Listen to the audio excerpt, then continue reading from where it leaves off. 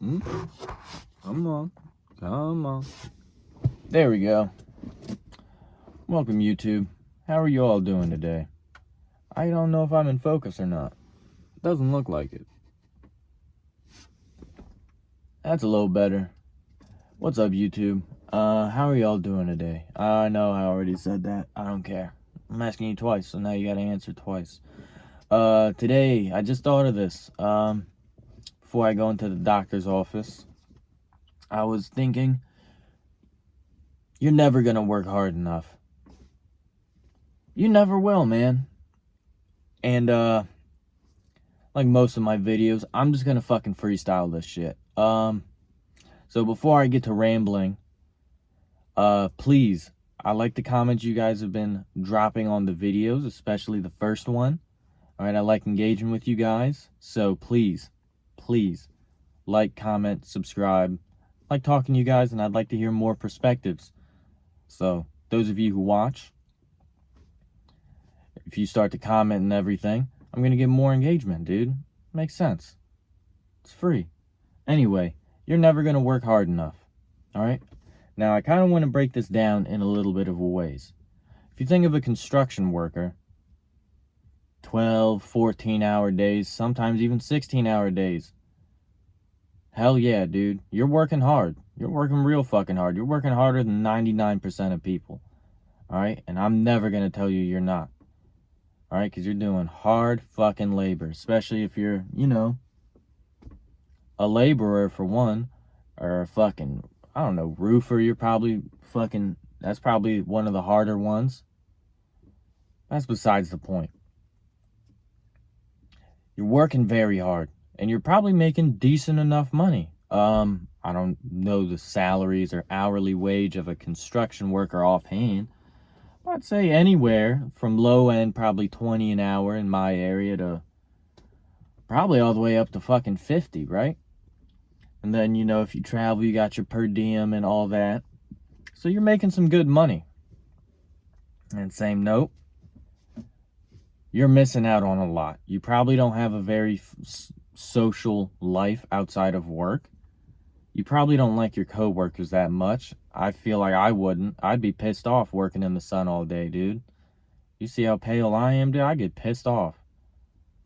Cracking jokes all the fucking time, dude. I want to get the job fucking done. I don't want to sit here and lollygag. I'd hate my coworkers. So I'm sure that's a sentiment held by a good amount. So you're lacking in an area. That sucks, dude. You're lacking in a very important area. Humans are social animals, and when you're lacking in the social aspect, that's not good. So I guess you can think of it as a triangle, alright? Triangle. You got money, time,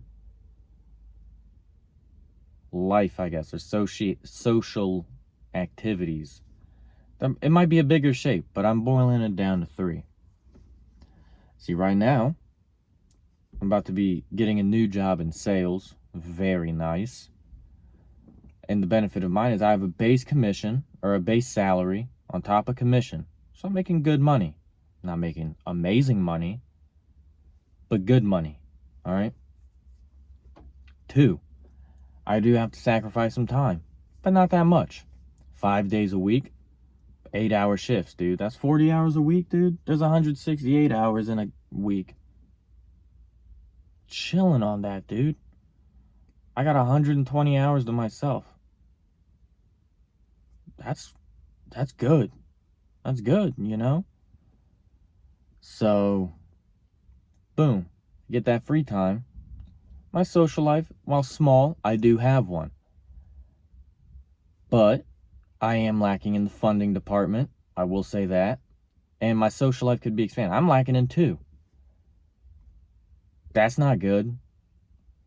Now, am I working hard? I think so. I think I'm working hard. But I can work harder to make more money. Now, I necessarily don't have to devote more time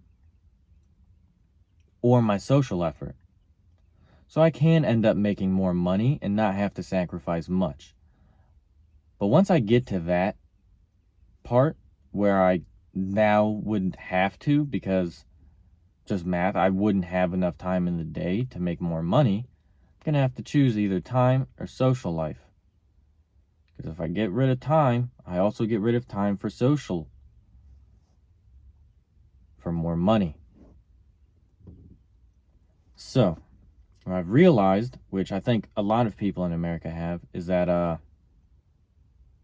the laziest fucks are the ones who make the most money.